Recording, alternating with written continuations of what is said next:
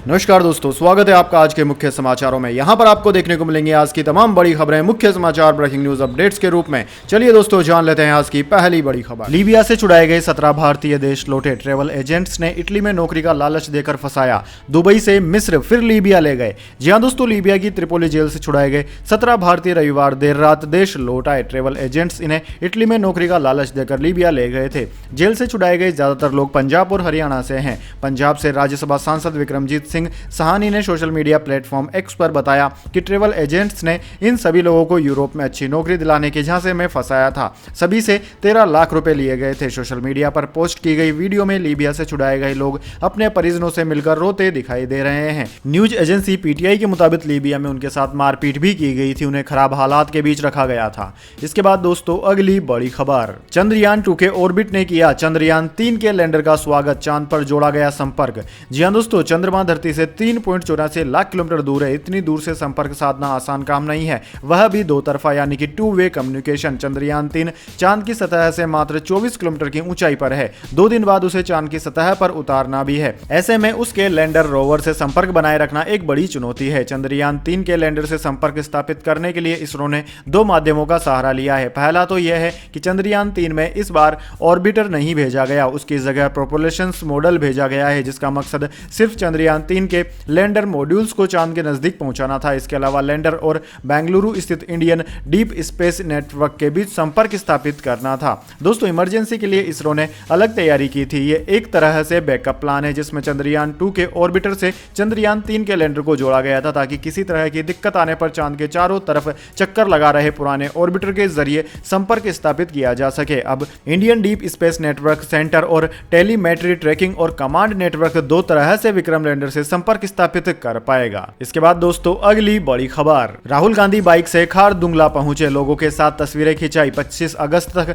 लद्दाख दौरे पर हैं। जी हां दोस्तों, कांग्रेस नेता राहुल गांधी 25 अगस्त तक लद्दाख के दौरे पर हैं। सोमवार को वे बाइक राइड कर खारदुंगला पहुंचे। यहां स्थानीय लोगों से मुलाकात की और उनके साथ तस्वीरें भी खिंचवाई। ये तस्वीरें सोशल मीडिया पर वायरल हो रही है। दरअसल दोस्तों, राहुल गांधी 2 दिन यानी कि 19-20 अगस्त के दौरे पर लद्दाख गए थे। शनिवार को राहुल ने लद्दाख के पेंगोंग लेक पर बाइक राइडिंग की। वहीं कांग्रेस नेता ने रविवार को पेंगोंग लेक के किनारे अपने पिता पूर्व प्रधानमंत्री राजीव गांधी को श्रद्धांजलि भी दी। अब कांग्रेस सांसद राहुल गांधी का लद्दाख दौरा 2 दिन से बढ़ाकर 7 दिन कर दिया गया है। राहुल 25 अगस्त तक लद्दाख में रहेंगे। वे 25 अगस्त को होने वाली 30 सदस्यीय लद्दाख स्वायत्त पहाड़ी विकास परिषद कारगिल चुनाव की बैठक में भी शामिल होंगे। दोस्तों, राहुल गांधी ने 20 अगस्त को लद्दाख में चीनी घुसपैठ का दावा भी किया था। कांग्रेस नेता ने कहा था कि प्रधानमंत्री मोदी कहते हैं कि 1 इंच भी जमीन नहीं गई। यहाँ के लोगों ने मुझे बताया कि लद्दाख में घुसकर चीन ने उनकी जमीन छीन ली है। इसके बाद दोस्तों, अगली बड़ी खबर। 2014 से पहले भ्रष्टाचार और घोटालों का युग था, अब गरीबों के खाते में पहुंच रहा है एक एक पैसा, प्रधानमंत्री मोदी ने कहा। जी हां दोस्तों, प्रधानमंत्री मोदी ने सोमवार को कहा कि 2014 से पहले देश में भ्रष्टाचार और घोटालों का युग था। गरीबों के अधिकार व उनके पैसे लूटे जा रहे थे, लेकिन अब हर पैसा सीधे उनके बैंक खातों में पहुंच रहा है। पीएम मोदी ने नीति आयोग की रिपोर्ट का हवाला देते हुए कहा कि 5 साल में 13.50 करोड़ भारतीय बीपीएल श्रेणी से बाहर आ गए हैं। उन्होंने कहा है कि आंकड़ों से पता चलता है कि बड़ी संख्या में लोग कर चुका रहे हैं। यह सरकार में उनके विश्वास को दर्शाता है। उनके पैसे का अच्छा उपयोग किया जा रहा है। प्रधानमंत्री मोदी मध्य प्रदेश की राजधानी भोपाल के सीएम राइज शासकीय महात्मा गांधी उच्चतर माध्यमिक विद्यालय में नवनियुक्त शिक्षकों के प्रशिक्षण सह अभिमुखीकरण कार्यक्रम को डिजिटल माध्यम से संबोधित कर रहे थे। इसके बाद दोस्तों, अगली बड़ी खबर। भारत एनकैप होगा लॉन्च, केंद्रीय मंत्री गडकरी करेंगे लॉन्च। अब देश में होगा कारों का क्रैश टेस्ट, मिलेगी सेफ्टी रेटिंग भी। जी हां दोस्तों, भारतीय कार मैन्युफैक्चरिंग कंपनियों को सेफ्टी रेटिंग के लिए अपनी कारों को ग्लोबल एनकैप में भेजने की जरूरत नहीं होगी, क्योंकि कल केंद्रीय मंत्री नितिन गडकरी भारतीय safety agency Bharat new car assessment programme को ओपन कर रहे हैं। इस प्रोग्राम के जरिए सरकार का मकसद कार ग्राहकों को बाजार में मौजूद गाड़ियों की दुर्घटना सुरक्षा का तुलनात्मक मूल्यांकन करने की सुविधा देना है। यानी कि कोई ग्राहक अगर कार खरीदने की सोच रहा है तो वो कारों की सेफ्टी रेटिंग के आधार पर यह तय कर सकेगा कि उसे कौन सी कार खरीदनी चाहिए। हाल ही में खबर आई थी कि रोड ट्रांसपोर्ट मिनिस्ट्री ने देश में कारों का क्रैश टेस्ट करने और उन्हें सेफ्टी रेटिंग देने के लिए पैरामीटर्स तय कर लिए हैं। साथ ही BNCAP यानी कि भारत NCAP को शुरू करने के लिए सरकार को प्रस्ताव भेजा है। यह एजेंसी देश में ही वाहनों को क्रैश टेस्ट में उनके परफॉर्मेंस के आधार पर 0 से 5 स्टार रेटिंग देगी। इसके बाद दोस्तों अगली बड़ी खबर, इस राज्य में आई फ्लू से हाहाकार, 3 जिलों में 26 अगस्त तक बंद हुए स्कूल। जी हां दोस्तों, आंखों के इन्फेक्शन के बढ़ते मामलों के बीच नागालैंड के 3 जिलों ने सोमवार से एक सप्ताह के लिए स्कूल बंद कर दिए हैं। अधिकारियों ने कहा है कि राज्य में आई फ्लू के मामले बढ़ रहे हैं, इसलिए दीमापुर, चुकुमेदिया और न्यूलैंड में एक सप्ताह तक स्कूल बंद रहेंगे। स्कूलों को बंद करने की घोषणा करते हुए चुकुमेदिया, दीमापुर और न्यूलैंड के उपायुक्तों ने अलग अलग आदेश में कहा कि यहां स्कूल सोमवार से 26 अगस्त तक बंद रहेंगे। उन्होंने कहा कि विशेषकर बच्चों में आई फ्लू के मामले बढ़ रहे हैं और स्वास्थ्य विभाग और स्कूल शिक्षा विभाग के अधिकारियों के साथ विचार विमर्श के बाद यह निर्णय लिया गया है कि संक्रमण के प्रसार को रोकने के लिए फिजिकल क्लासेस बंद रहेंगी। हालांकि डीसी ने स्कूल अधिकारियों से इस अवधि के दौरान छात्रों के लिए ऑनलाइन कक्षाओं जैसे विकल्प तलाशने का आग्रह किया है। इसके बाद दोस्तों अगली बड़ी खबर, सीएम ममता बनर्जी का मोदी सरकार पर निशाना, कहा हम केंद्रीय जांच एजेंसियों के सामने नहीं झुकाएंगे सर। जी हां दोस्तों, पश्चिम बंगाल की मुख्यमंत्री ममता बनर्जी ने सोमवार को बीजेपी नेता केंद्र की नरेंद्र मोदी सरकार पर जमकर निशाना साधा। न्यूज एजेंसी PTI के मुताबिक सीएम ममता बनर्जी ने कहा कि हम केंद्रीय जांच एजेंसियों के सामने अपना सिर नहीं झुकाएंगे। उन्होंने यह भी कहा कि मैं धर्म के आधार पर किसी भी तरह के बैर के खिलाफ हूं। दोस्तों आपकी जानकारी के लिए बता दें, ममता बनर्जी सरकार और बीजेपी सरकार के बीच में जमकर खींचतान चल रही है। इसके बाद दोस्तों अगली बड़ी खबर, अरविंद केजरीवाल ने पहले भी कोशिश की थी, इस बार भी नाकाम होंगे। NDTV MPCG चैनल लॉन्च पर बोले छत्तीसगढ़ के सीएम भूपेश बघेल। जी हां दोस्तों, NDTV के मध्य प्रदेश छत्तीसगढ़ चैनल के लॉन्चिंग कार्यक्रम में छत्तीसगढ़ के मुख्यमंत्री भूपेश बघेल ने कई मुद्दों पर खुलकर बात की। साथ ही चैनल लॉन्च के मौके पर छत्तीसगढ़ के सीएम बघेल ने NDTV की पूरी टीम को बधाई दी। मध्य प्रदेश छत्तीसगढ़ चैनल लॉन्च कार्यक्रम में छत्तीसगढ़ के सीएम भूपेश बघेल ने सवाल किया कि इंडिया में कांग्रेस और आम आदमी पार्टी साथ में है, लेकिन केजरीवाल यहां आकर प्रचार भी कर रहे हैं। इस पर भूपेश बघेल ने कहा कि मुझे जानकारी नहीं है कि बंगलोर में क्या बात हुई, मैं वहां नहीं था। ये सब राष्ट्रीय स्तर पर फैसले होंगे, राज्य में जो चुनाव हो रहे हैं तो इसके बारे में बात नहीं हुई। केजरीवाल आए हैं तो आए, उनसे फर्क नहीं पड़ता। इसके बाद दोस्तों अगली बड़ी खबर, एक्स पर 2014 से पहले के पोस्ट डिलीट हुए, तकनीकी गड़बड़ी से ऐसा हुआ, केवल बराक ओबामा का पॉपुलर पोस्ट बचा। जी हां दोस्तों, सोशल मीडिया प्लेटफॉर्म एक्स पर एक मेजर टेक्निकल ग्लिच आ गया है, जिसकी वजह से दिसंबर 2014 की पहले की सभी पोस्टें, फोटोज और हाइपरलिंक डिलीट हो गए हैं। अमेरिकी न्यूज वेबसाइट द वर्ज ने अपनी एक रिपोर्ट में इसके बारे में जानकारी दी। रिपोर्ट के अनुसार टेक्निकल ग्लिच से केवल दिसंबर 2014 से पहले के पोस्ट प्रभावित हुए हैं। इस ग्लिच की वजह से 2014 के ऑस्कर होस्ट एलन डीजेनरेस की सोशल मीडिया प्लेटफॉर्म पर पॉपुलर पोस्ट भी प्रभावित हो गई है। हालांकि एक्स के मालिक एलन मस्क CEO लिंडा ने अभी तक इसके बारे में ऑफिशियली तौर पर कोई भी जानकारी नहीं दी है। इसके बाद दोस्तों अगली बड़ी खबर, इंडिगो फ्लाइट की जयपुर में इमरजेंसी लैंडिंग, 23 साल के युवक को हार्ट अटैक आया। लखनऊ से शारजाह जा रहा था विमान। जी हां दोस्तों, लखनऊ से शारजाह जा रही इंडिगो की फ्लाइट 6E1423 की जयपुर एयरपोर्ट पर इमरजेंसी लैंडिंग करवाई गई। दरअसल दोस्तों विमान में 23 साल के युवक को हार्ट अटैक आ गया था।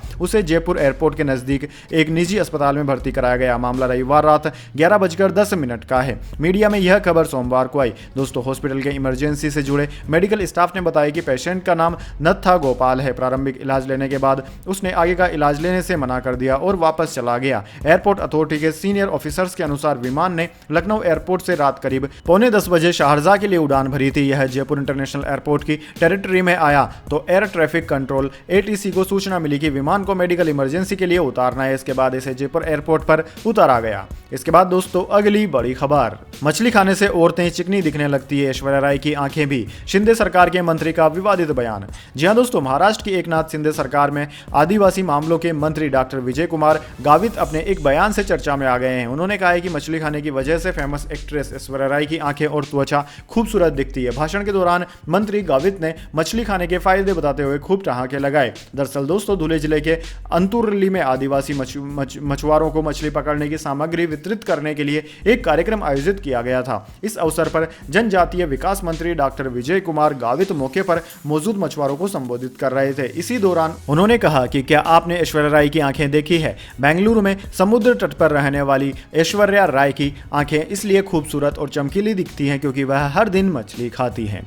इसके बाद दोस्तों अगली बड़ी खबर, 28 हफ्ते की प्रेग्नेंट दुष्कर्म विक्टिम को अबॉर्शन की इजाजत। गुजरात हाईकोर्ट से सुप्रीम कोर्ट कोर्ट बोला जब केस हमारे पास है तो आपने फैसला कैसे सुनाया। जी हां दोस्तों, गुजरात की रहने वाली 28 हफ्ते की प्रेग्नेंट दुष्कर्म विक्टिम को सुप्रीम कोर्ट ने सोमवार को अबॉर्शन की इजाजत दे दी। महिला ने पहले हाईकोर्ट का दरवाजा खटखटाया था। कोर्ट ने बिना कारण बताए 17 अगस्त को उसकी याचिका खारिज कर दी थी। इसके बाद पीड़िता 19 अगस्त को सुप्रीम कोर्ट पहुंची। उसी दिन गुजरात हाईकोर्ट ने स्वतः संज्ञान लेते हुए एक ऑर्डर जारी किया जिसमें लिखा कि उन्होंने पीड़ित पक्ष की याचिका खारिज करते हुए उनसे पूछा था कि क्या वह बच्चे को जन्म देकर उसे स्टेट को सौंपना चाहती हैं। गुजरात हाईकोर्ट का यह ऑर्डर देखकर सुप्रीम कोर्ट की जस्टिस नागरत्ना काफी नाराज हुई। उन्होंने कहा कि सुप्रीम कोर्ट के किसी आदेश के जवाब में हाईकोर्ट से कुछ ऑर्डर आता है, इसे हम सही नहीं मानते। गुजरात हाईकोर्ट में यह क्या हो रहा है। मामले की सुनवाई में ढिलाई बरतने के लिए भी जस्टिस नागरत्ना ने हाईकोर्ट को फटकार लगाई। उन्होंने कहा कि अबॉर्शन मामलों में तत्काल सुनवाई होनी चाहिए, ऐसा उदासीन दृष्टिकोण ठीक नहीं। हमें ये बात कहते हुए खेद है। इसके बाद दोस्तों अगली बड़ी खबर, अमित शाह और योगी आदित्यनाथ की मौजूदगी में केशव ने अलीगढ़ को हरिगढ़ कहा, जय श्री राम का नारा लगवाया। गृह मंत्री बोले सीएम की कुर्सी छोड़ना कल्याण सिंह का बलिदान। जी हां दोस्तों, तालों की नगरी अलीगढ़ में सोमवार का नजारा आम दिनों से बिल्कुल अलग था। मौका था पूर्व सीएम कल्याण सिंह उर्फ बाबूजी को उनकी दूसरी पुण्यतिथि पर श्रद्धांजलि देने का। इस मौके पर हुए कार्यक्रम में केंद्रीय गृह मंत्री अमित शाह, सीएम योगी आदित्यनाथ समेत कई दिग्गज नेता मौजूद थे। सभी ने अपने अपने अंदाज में बाबूजी को श्रद्धांजलि दी थी, लेकिन डिप्टी सीएम केशव प्रसाद मौर्य बाकी दिग्गजों से 2 कदम आगे निकल गए। जब केशव मौर्य के बोलने की बारी आई तो उन्होंने सबसे पहले जय श्री राम का नारा लगवाया। इतना ही नहीं, उन्होंने भारी भीड़ के बीच मन से अलीगढ़ का नाम बदलने के भी संकेत दे दिए। केशव ने कहा कि हरिगढ़ वालों बोलो जय श्री राम। अयोध्या में बाबूजी का सपना पूरा हो रहा है, इससे बड़ी बात नहीं हो सकती। इसके बाद दोस्तों जाने के लिए बड़ी खबर, लेकिन उससे पहले मेरी आपसे एक छोटी सी रिक्वेस्ट है। अगर दोस्तों आपको अभी तक हमारी न्यूज पसंद आई है तो इसे एक छोटा सा लाइक जरूर दे दीजिए, और अगर आपको पसंद नहीं आई है तो बेशक आप डिसलाइक भी कर सकते हैं, लेकिन दोस्तों लाइक और डिसलाइक जरूर कीजिए,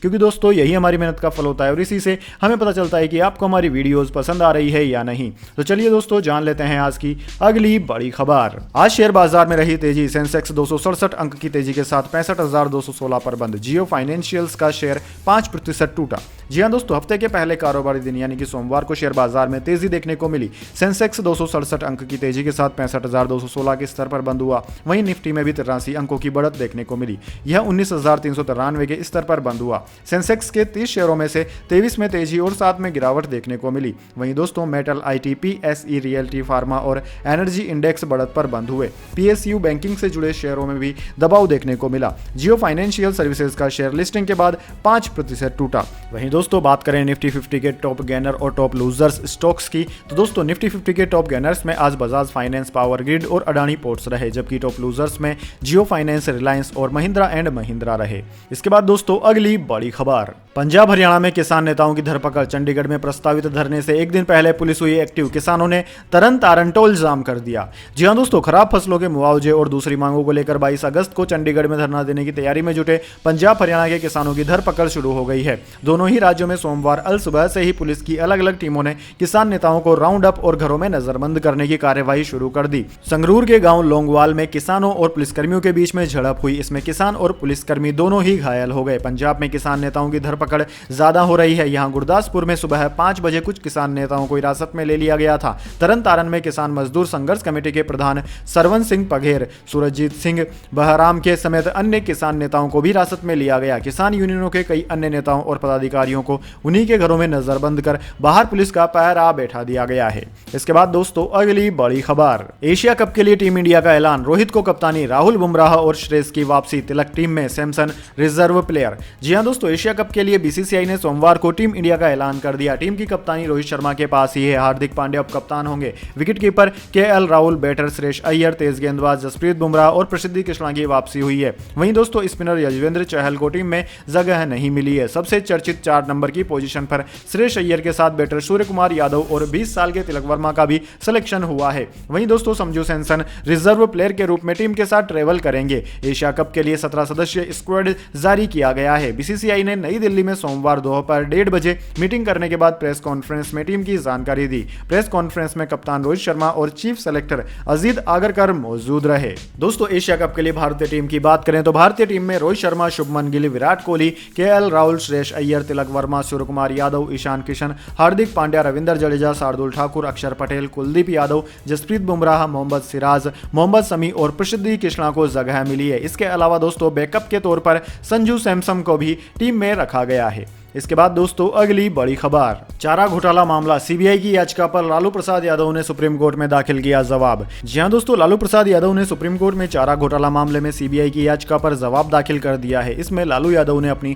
जमानत रद्द करने की सीबीआई की याचिका का विरोध किया। उन्होंने कहा कि सीबीआई की याचिका खारिज कर दी जाए। सीबीआई की याचिका के जवाब में लालू यादव का कहना है कि सजा निलंबित करने के हाईकोर्ट के आदेश को केवल इस आधार पर चुनौती नहीं दी जा सकती कि सीबीआई इस फैसले से असंतुष्ट है। हाईकोर्ट के फैसले में हस्तक्षेप करने की कोई जरूरत नहीं है, क्योंकि हाईकोर्ट का फैसला सामान्य सिद्धांतों और समान नियमों पर आधारित है। दोस्तों, बिहार के पूर्व मुख्यमंत्री ने खराब स्वास्थ्य और बढ़ती उम्र के कारण बताते हुए कहा कि उन्हें हिरासत में रखने से सीबीआई का कोई मकसद पूरा नहीं होगा। दरअसल दोस्तों, लालू प्रसाद यादव की जमानत को रद्द करने की सीबीआई ने सुप्रीम कोर्ट से मांग की है। इसके बाद दोस्तों अगली बड़ी खबर, 370 हटाने को सही ठहराने की मांग, याचिका खारिज। सीजीआई बोले, हमें आपके कहने पर घोषणा क्यों करनी चाहिए। जी हां दोस्तों, सुप्रीम कोर्ट ने सोमवार को उस याचिका को खारिज कर दिया जिसमें यह घोषणा करने की मांग की गई थी कि जम्मू कश्मीर को विशेष दर्जा देने वाले संविधान के आर्टिकल 370 को निरस्त करना संवैधानिक रूप से वैध था। याचिका को गलत बताते हुए सीजीआई डीवाई चंद्रचूड़ की अध्यक्षता वाली पीठ ने कहा कि आर्टिकल 370 को निरस्त करने की संवैधानिक वैधता का मुद्दा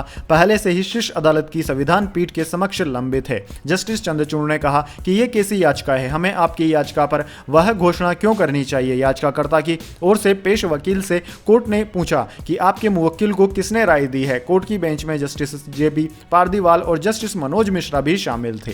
इसके बाद दोस्तों अगली बड़ी खबर, जम्मू पहुंचे ऋतिक रोशन, फैंस ने गर्मजोशी से किया स्वागत। एक्टर ने आइकॉनिक एक पल का जीना पर किया डांस। जी हां दोस्तों, ऋतिक रोशन हाल ही में जम्मू के एक ज्वेलरी ब्रांड के लॉन्च इवेंट में शामिल हुए। इस दौरान वहां उनका जोरदार स्वागत किया गया। एक्टर को देखने के लिए भारी संख्या में फैंस मौजूद थे। इस दौरान ऋतिक ने अपने आइकॉनिक सॉन्ग पर भी डांस किया। इवेंट के कई वीडियोस और फोटोज सोशल मीडिया पर सामने आए हैं। दोस्तों, वीडियो में ऋतिक ट्रेडिशनल लुक में नजर आए। उन्होंने लाइट ब्लू कुर्ता और व्हाइट पजामा पहना हुआ था। इसके साथ उन्होंने नेहरू जैकेट भी कैरी की हुई है, जिसमें वह काफी डैशिंग लग रहे हैं। उन्होंने इवेंट में एक पल का जीना सॉन्ग पर डांस किया। एक्टर को डांस करता देख फैंस खुशी से झूम उठे। इसके बाद दोस्तों अगली बड़ी खबर, सपा के कार्यक्रम में स्वामी प्रसाद मौर्य पर फेंका गया जूता, आरोपी को कार्यकर्ताओं ने पीटा। जी हां दोस्तों, समाजवादी पार्टी के एमएलसी और विवादित बयानों के लिए मशहूर स्वामी प्रसाद मौर्य एक बार फिर से चर्चाओं में हैं। दोस्तों, एक कार्यक्रम में उनके ऊपर जूता फेंका गया है। समाजवादी पार्टी के ओबीसी सम्मेलन में स्वामी प्रसाद मौर्य पर जूता फेंका गया। जूता फेंकने वाले को कार्यकर्ताओं ने पहले पीटा,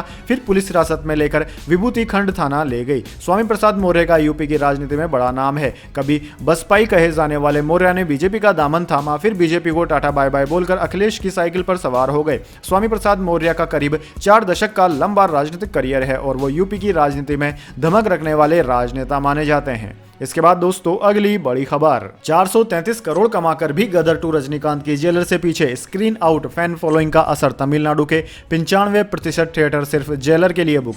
जी हां दोस्तों, 10 अगस्त को रिलीज हुई फिल्म जेलर ने 10 दिनों में वर्ल्ड वाइड 500 करोड़ से ज्यादा का कलेक्शन कर लिया। भारत में फिल्म ने 245.9 करोड़ कमाए, जिसमें से सिर्फ साउथ बेल्ट में फिल्म ने महज 5 दिनों में 134 करोड़ रुपए कमाए। जेलर की रिलीज के अगले ही दिन 11 अगस्त को 2 बड़ी फिल्में गदर 2 और ओ माई गॉड 2 भी रिलीज हुई, लेकिन इस क्लैश का बुरा असर फिल्म पर नहीं पड़ा। माउथ पब्लिसिटी और क्रेज होने के बावजूद गदर 2 फिलहाल 433 करोड़ का वर्ल्ड वाइड कलेक्शन कर रजनीकांत की फिल्म जेलर से पीछे है। साउथ और बॉलीवुड फिल्मों की कमाई में दिख रहे अंतर का सीधा कारण है स्क्रीन काउंट। स्क्रीन काउंट का मतलब होता है कि रिलीज होने वाली फिल्मों को मिली स्क्रीन या कितनी स्क्रीन पर फिल्म रिलीज हुई है। भारत में 2023 में कुल 10,167 सिंगल स्क्रीन थिएटर हैं, जिनमें से सिर्फ साउथ बेल्ट के पास 6,320 सिंगल स्क्रीन है। जब साउथ में इतनी बड़ी संख्या में थिएटर्स में कोई रीजनल भाषा की फिल्म लगती है तो साउथ फिल्मों के फैंस बड़ी संख्या में फिल्म देखने पहुंचते हैं। इसका सीधा असर बॉलीवुड के कलेक्शन पर पड़ता है। इसके बाद दोस्तों अगली बड़ी खबर, कुकी संगठन की प्रधानमंत्री से गुहार, हमारे बुद्धिजीवियों पर से केस हटाए। महिला जज कमेटी ने सुप्रीम कोर्ट को 3 रिपोर्ट सौंपी। जी हां दोस्तों, कुकी संगठन कुकी एमपी मणिपुर ने प्रधानमंत्री नरेंद्र मोदी से अपील की है कि हमारे एकेडमिडियंस पर लगे केस वापस लिए जाएं। पीएम को भेजे मेमोरेंडम में केआईएम ने कहा है कि हमारे कई स्कॉलर, लेखक और समुदाय के नेताओं को लगातार धमकी मिल रही है और उनका हरेसमेंट किया जा रहा है। वहीं मणिपुर मामले पर 3 महिला जजों की कमेटी ने 3 रिपोर्ट सुप्रीम कोर्ट को सौंप दी है। साथ ही सुप्रीम कोर्ट से कहा है कि लोगों के जरूरी डॉक्यूमेंट्स खो गए हैं, उन्हें फिर से जारी किया जाए। तो दोस्तों यह थी आज की तमाम बड़ी खबरें। इसके बाद दोस्तों बारी आती है आज के माइंड क्यूज क्वेश्चन की। जी हां दोस्तों, एक आसान से सवाल का जवाब देकर आप जीत सकते हैं एक अमेजिंग सरप्राइज गिफ्ट हमारे यूट्यूब चैनल की ओर से। तो दोस्तों आज का सवाल आपकी स्क्रीन पर आ चुका है। भारत में अंग्रेजों के आने के वक्त भारत का अंतिम शासक यानी कि अंतिम राजा का नाम क्या था? जी हाँ दोस्तों, अगर आप जानते हैं दिल्ली के अंतिम शासक यानी कि अंतिम राजा का नाम, तो जल्दी से कमेंट बॉक्स में लिख दीजिए। अगर दोस्तों आपका जवाब होता है एकदम सही और आप चुने जाते हैं लकी विजेता के रूप में, तो आपको मिल सकता है एक अमेजिंग सरप्राइज गिफ्ट हमारे यूट्यूब चैनल की ओर से। तो दोस्तों जल्दी से अपना उत्तर कमेंट बॉक्स में लिख दीजिए, वीडियो को लाइक कर लीजिए और चैनल को सब्सक्राइब करके बेल आइकन भी जरूर से दबा लीजिए। धन्यवाद। वंदे मातरम। जय हिंद, जय भारत।